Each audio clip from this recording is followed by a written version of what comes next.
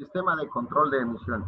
Las emisiones de un vehículo son de gran importancia, ya que gracias a ellas la computadora o la unidad de mando puede monitorear la cantidad de oxígeno restante de la combustión y gracias a ello puede estar modificando la cantidad de combustible que va a entregar al mismo. Bien, el propósito particular de este tema es describir cómo operan los sistemas que intervienen en la reducción de emisiones, contaminantes y sus beneficios al medio ambiente. Anteriormente, los vehículos que contaban solamente con carburador entregaban o controlaban el combustible de una forma convencional. Es decir, no había un sistema que controlara la cantidad de combustible exacto para lograr una mezcla aire-combustible más idónea. Como vemos, en estos sistemas no tenemos ningún tipo de control, ni tanto para la inyección como para las emisiones o la cantidad de fluidos que están saliendo y que están contaminando al exterior. Posteriormente, las exigencias o las normativas exigieron a las armadoras automotrices que se tenía que tener un control de las emisiones que estaban generando dichos vehículos. En respuesta a esto, se generó lo que se conoce hoy en día como los sistemas de inyección electrónica. En la imagen se puede apreciar que sustituimos el carburador por un inyector. Este inyector es controlado por la computadora. Ahora veremos cuáles son los componentes que integran nuestro sistema de control de emisiones, como son el sensor de oxígeno, el convertidor catalítico, el sistema de VAP y el sistema EGR. Vamos a comenzar por lo que es nuestro sensor de oxígeno. Los sensores de oxígeno son componentes que, como dice su mismo nombre, detectan la cantidad de oxígeno restante de lo que es la combustión. Estos se encuentran ubicados o montados en lo que es nuestro tubo de escape. Como vemos, esto es lo que se conoce o lo que es nuestro tubo de escape. Aquí se encuentran montados los sensores de oxígeno. Podemos encontrarlos a veces desde la salida del múltiple de escape. En la mayoría de los carros de última generación vamos a contar con sensores de oxígeno en la salida del tubo y uno que se va a encontrar detrás o posterior a los catalizadores. Vamos a describir cómo funcionan dichos sensores. Y comenzaremos con el sensor más simple, que es el sensor de un solo cable. Esto quiere decir que solo va a contar con un solo cable para generar o enviar su señal, ya que estos sensores son de tipo generador. Trabajan bajo las siguientes modalidades, lo que se conoce como lazo abierto y lazo cerrado. Vamos a describir qué son estos circuitos. El circuito abierto es cuando el sensor de oxígeno se encuentra operando a una temperatura inferior a 290 grados Celsius. Esto quiere decir que la computadora va a omitir o no va a tomar en cuenta las señales generadas por dicho sensor. Cuando el sensor alcanza una temperatura de operación de 316 grados Celsius, en ese momento es cuando se entra en lo que se conoce como lazo cerrado y la computadora va a estar monitoreando la señal emitida por dicho sensor. Estas señales las vamos a describir de dos formas, mezcla rica y mezcla pobre. Cuando la mezcla es rica en combustible y pobre en oxígeno, se genera una señal mayor a 555 milivolts. Cabe destacar entonces que los rangos de operación del sensor de oxígeno van a estar oscilando o van a tener un rango de trabajo de 0 a 1 volt. Entonces, tomando en cuenta esto, una mezcla rica en combustible va a ser cuando tenemos un voltaje superior a 555 milivolts. Una mezcla pobre, cuando la mezcla es pobre en combustible y rica en aire, se genera una señal inferior a 255 milivolts. Es decir, que nuestra mezcla está siendo más rica en oxígeno que en combustible y esto también nos va a generar emisiones contaminantes. Tenemos que quitarnos la idea de que el hecho de que no veamos humo negro por el escape quiere decir o es una seña de que no estamos emitiendo fluidos contaminantes. Si nosotros tenemos una mezcla pobre, también estamos generando emisiones. Durante su operación, el sensor de oxígeno, como dije anteriormente, genera una señal variante de 300 a 700 milivolts. Vamos a ver cómo se vería dicha señal en un osciloscopio. Como vemos, el sensor tiene una forma de onda que va a estar abarcando del punto 2 al punto 8 volts. Esto va a ser una señal, como dijimos, oscilante. Esto con la finalidad de que el ancho de pulso de inyección pueda ser controlado de una mejor manera.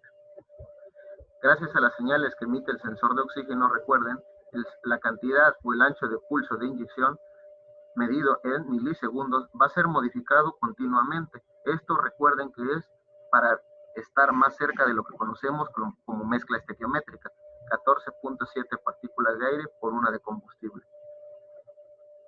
Estas son algunas de las señales que va a estar generando nuestro sensor. Un sensor en condiciones normales debe de generar este tipo de señal. Como vemos y como hemos repetido ya, está oscilando de 0 o de 0.2 a 0.8 volts o 800 milivolts, como quieran ustedes manejarlo. Una señal anormal sería cualquiera de estas señales. No podemos tener una señal que esté todo el tiempo por debajo de 200 milivolts o en 200 milivolts, porque ¿qué estamos haciendo? Siempre vamos a estar enriqueciendo la mezcla, o la computadora siempre va a estar monitoreando una mezcla pobre, y con esto va a estar constantemente aumentando lo que es el ancho de pulso de inyección. Una mezcla que esté por encima de los valores de 555 todo el tiempo nos va a estar marcando una mezcla lo que es rica en combustible, y esto quiere decir que la computadora va a tender a reducir el ancho de pulso de inyección. Nosotros como reparadores o como técnicos automotrices debemos de diagnosticar efectivamente si lo que está fallando es nuestro sensor de oxígeno o en realidad tenemos problemas en lo que son las emisiones o la cantidad de emisiones. Como dije anteriormente, las mezclas se van a estar monitoreando ya sea de rica o pobre. Esto quiere decir que nuestro sensor de oxígeno va a estar monitoreando la cantidad de oxígeno restante de la combustión, y como se puede ver, el sensor de oxígeno va a producir una señal inversamente proporcional a la cantidad de oxígeno detectado en el múltiple de escape. Es decir, que a mayor cantidad de oxígeno, menor va a ser el voltaje, y a mayor cantidad de oxígeno va a ser menor el voltaje. Y esto tiene que estar oscilando constantemente. Bien, si nosotros detectamos una señal que siempre se encuentra por debajo de los 250 milivolts, tenemos que revisar que el sensor de oxígeno efectivamente se encuentre dañado o se encuentre trabajando de forma correcta. Con esto queremos decir que nos está enviando la señal correcta. Si nos está entregando una señal por debajo de 250 milivolts, quiere decir que la mezcla es pobre en combustible. Con esto, nosotros debemos de verificar que dicha señal sea la correcta. Antes de realizar cualquier diagnóstico o cualquier reemplazo de los sensores de oxígeno, recuerden que cualquier alteración en el motor de combustión interna nos va a generar fallas en dicho sensor.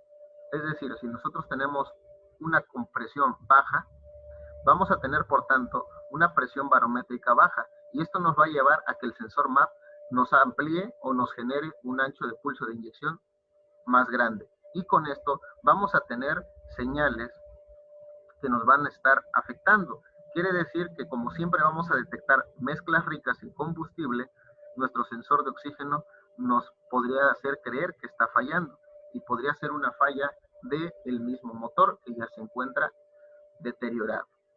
Entonces, como ven, tenemos que tomar muchas pautas antes de que nosotros reemplacemos. Si nosotros tenemos filtros de combustible tapados, filtros de aire tapados y demás componentes, que no se realice su mantenimiento preventivo y correctivo eficientemente, pues nos va a estar generando fallas.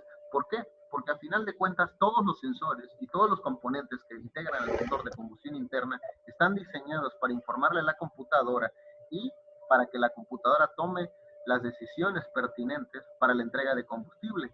Si alguno de ellos está fallando, ¿qué es lo que va a generar? Que esté alterando nuestra combustión, y esas alteraciones van a repercutir en las emisiones contaminantes.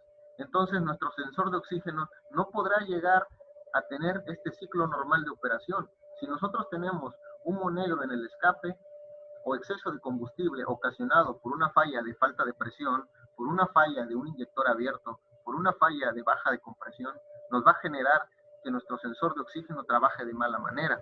Si nosotros tenemos una falla de consumo de aceite, pues, que este aceite se nos esté yendo por las vías o por nuestro múltiple de escape, nos va a generar que nuestro sensor de oxígeno esté trabajando de forma incorrecta. Es necesario que se llegue a un diagnóstico muy certero, a una reparación, a un mantenimiento constante para que estos sistemas no se dañen. Si nosotros reemplazamos nuestro sensor de oxígeno y seguimos viendo este tipo de señales, es porque no estamos teniendo o no estamos realizando el diagnóstico como debe de ser.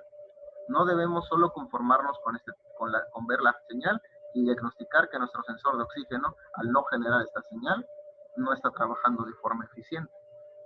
Estas señales erróneas nos están dando el punto de partida para que nosotros verifiquemos primero que nada nuestro motor. Una vez que detectamos que todas las condiciones o todos los parámetros del motor están adecuados o correctos, entonces sí podemos reemplazar nuestro sensor de oxígeno con tranquilidad, ya que vamos a tener la certera, la seguridad de que cuando se reemplace va a trabajar de una forma eficiente.